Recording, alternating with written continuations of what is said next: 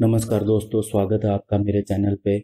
आज मैं आपको एक बहुत बड़ी खबर बताने जा रहा हूँ। आज सुबह से प्रधानमंत्री ने एक ट्वीट किया जिसमें बताया गया कि वो इतने से इतने समय के बीच में एक बहुत बड़ी सूचना हमारे साथ साझी करेंगे या एक बड़ी खबर देंगे। तो उसके बाद से ही ये ट्विटर पर और न्यूज़ चैनल्स पर कयास लगाया जाने लगा कि पता नहीं दोबारा से नोटबंदी होगी या फिर 2000 के नोट बंद होंगे। पॉलिटिकल पार्टियां सोचने लगी कि ये शायद कोई कांग्रेस ने जो स्कीम लागू की है गरीबों के लिए उस तरह की कोई योजना बताएंगे। कुछ लोग ये सोच रहे थे कि दोबारा से पाकिस्तान पर अटैक हो सकता है, क्योंकि कल ही बताया गया कि जो बालाकोट में एयर स्ट्राइक की गई थी वो पुलवामा का बदला नहीं था, जबकि वो कार्रवाई होनी ही थी। बदला अभी भी बाकी है। तो इसको पाकिस्तान भी अपनी निगाह से देख रहा था।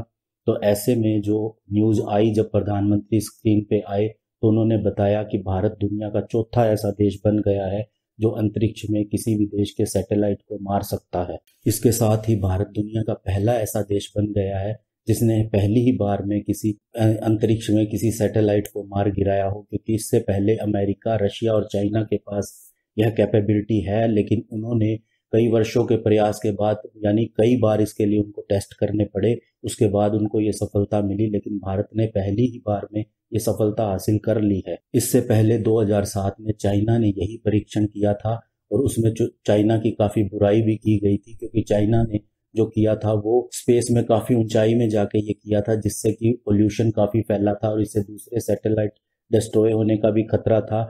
तो इसलिए उसकी काफी आलोचना हुई थी। लेकिन भारत ने लो स्पेस ऑर्बिट पे ये किया है, जिससे कि दूसरे देशों के सैटेलाइट को भी कोई नुकसान नहीं हुआ और भारत ने ये अचीवमेंट भी कर ली। दोस्तों, ये भी बता दें कि ये जो सैटेलाइट था, ये बताया जा रहा है कि जनवरी में इसको डीआरडीओ ने जो तैयार किया था और इसरो ने इसको लॉन्च किया था।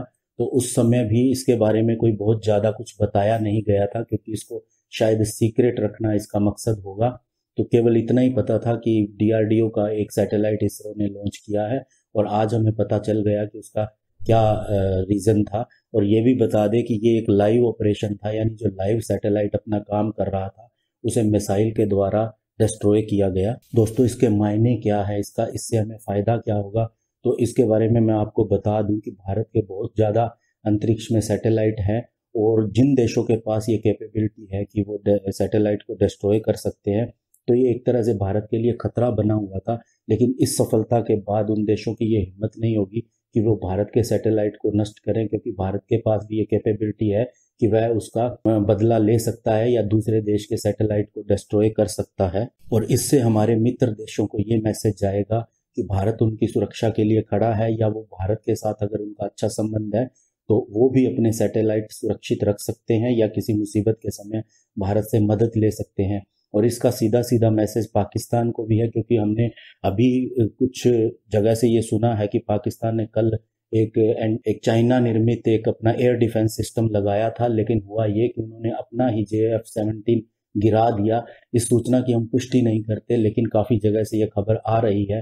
तो एक तरफ तो उनका ये हाल है, उधर से भारत ने ये कैपेबिलिटी हासिल कर ली है। अब भारत ने केवल एक तरह से हम कह सकते हैं कि हमने पाकिस्तान के ऊपर CCTV कैमरे लगा दिए अंतरिक्ष में, क्योंकि अब उनके किसी भी जहाज को गिराना भारत के लिए कोई बहुत बड़ा काम नहीं है, बड़ी आसानी से इसको अचीव किया जा सकता है। और ये मैसेज पाकिस्तान के लिए कम, चाइना के लिए ज़्यादा है, क्योंकि चाइना के सबसे ज़्यादा सैटेलाइट ऑर्बिट के अंदर है।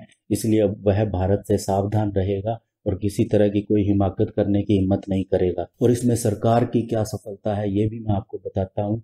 आप ये बात ध्यान में रखिएगा कि इसके लिए काम तो काफ़ी समय से किया जा रहा है और यह काम पहले भी हो सकता था, लेकिन पहले की सरकारों में ये इच्छा शक्ति नहीं थी। क्योंकि आप ये मान के चलिए, ये जो कैपेबिलिटी हासिल की है या ये जो परीक्षण किया है, ये न्यूक्लियर टेस्ट करने के बराबर है।